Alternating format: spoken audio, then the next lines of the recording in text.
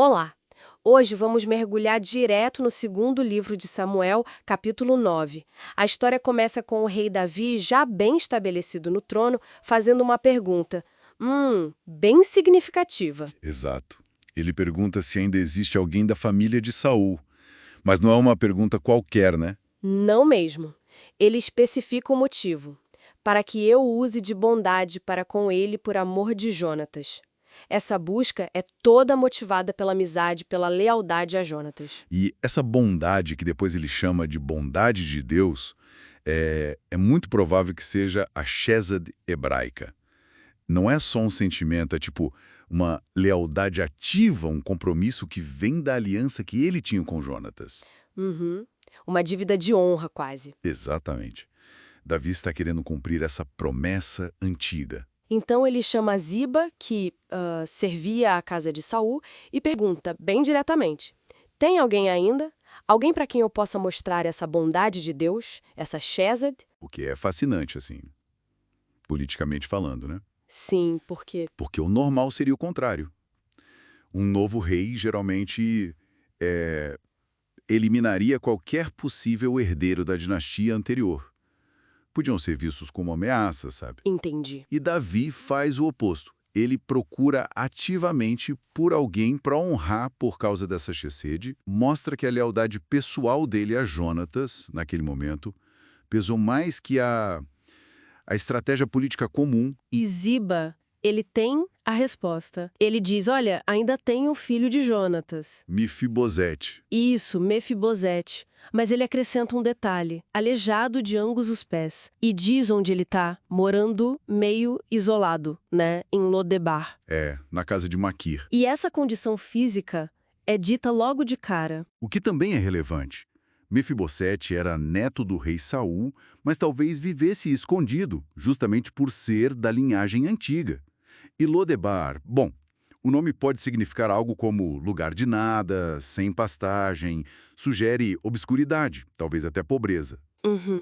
E ser aleijado dos pés, naquela cultura, podia limitar muito as oportunidades. O status social, ele era, assim, uma figura vulnerável. Mas Davi não hesita, né? Manda buscar Mefibosete imediatamente. Sim, Imagina a cena, Mefibosete chega, se curva totalmente perante o rei, devia ter esperando o pior, talvez. provavelmente.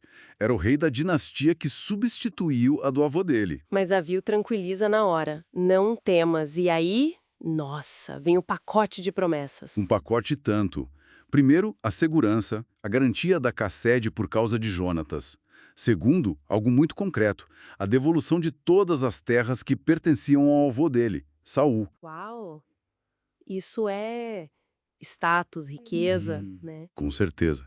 Restaurar a herança familiar e, terceiro, talvez o mais simbólico de tudo, um lugar permanente para comer na mesa do rei. Comer na mesa do rei. Isso era, olha, era uma honra gigantesca. Significava não só provisão, mas proteção real, pertencimento ao círculo íntimo do poder. Era ser tratado quase como família. E a reação de Mefibosete? É, chega a ser chocante de tão humilde. Ele diz: quem é o teu servo para teres olhado para um cão morto como eu? Essa frase é fartíssima. Um cão morto. Né? Ele se via como nada. Absolutamente nada. Que contraste com a atitude do Davi. E esse contraste ele é poderoso. Mostra a profundidade da Chesed, da graça de Davi, encontrando essa autopercepção de total indignidade do Mefibosete. Davi está elevando justamente quem se considera o mais baixo. Tem uma mensagem ali sobre um favor que não se baseia em mérito, sabe?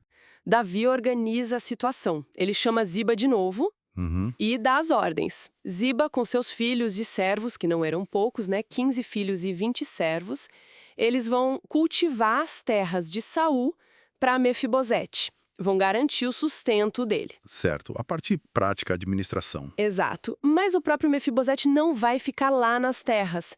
Ele vai morar em Jerusalém e comer sempre na mesa real. Davi diz. Como um dos filhos do rei. Uma solução bem interessante. Davi delega a administração das terras e coloca o antigo servo de Saul para servir ao neto de Saul. Interessante isso. Mas mantém a honra centralizada em Mefibosete, perto dele. Mostra generosidade, mas talvez um controle também, né? Sim, um controle estratégico, mantém o Mefibosete sob sua proteção e observação, talvez, garante a lealdade, ao mesmo tempo que cumpre a promessa. E o capítulo termina assim: Mefibosete, morando em Jerusalém, comendo sempre à mesa do rei. A promessa feita a Jonatas anos antes foi cumprida. Menciona-se rapidinho que ele tinha um filho, Mica, e que a casa de Ziba o servia. Pois é. E fica uma reflexão, né? Como essa demonstração de Chesed, essa bondade leal que restaura, se encaixa nas complexidades todas do reinado de Davi. Complexidades? Sim, porque Davi era um rei consolidando o poder. O que essa inclusão de Mefibosete na corte com suas terras sendo administradas por Ziba nos diz sobre como Davi equilibrava as dívidas do passado, a lealdade pessoal, com a necessidade de gerenciar o presente e construir seu legado. É algo para a gente pensar, né?